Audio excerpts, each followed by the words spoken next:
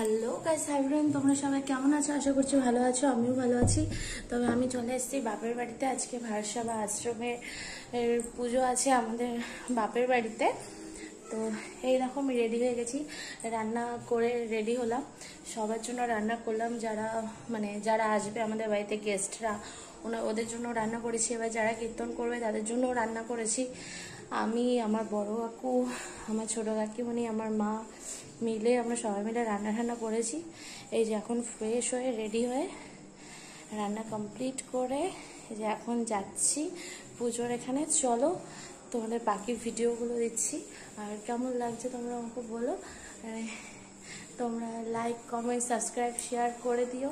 তো চলো, টাটা।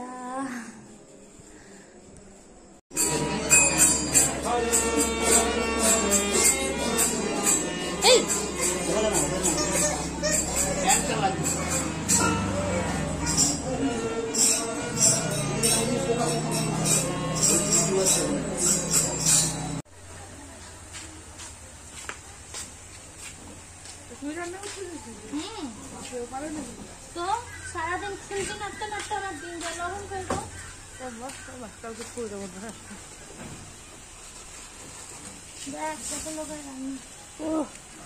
হাতে পায়ের লক্ষ্মী, গুণে সরস্বতী। রূপে লক্ষ্মী, গুণে সরস্বতী। হাতে পায়ের লক্ষ্মী, গুণে সরস্বতী। আর দিস না, এখন পরে দিস আবার।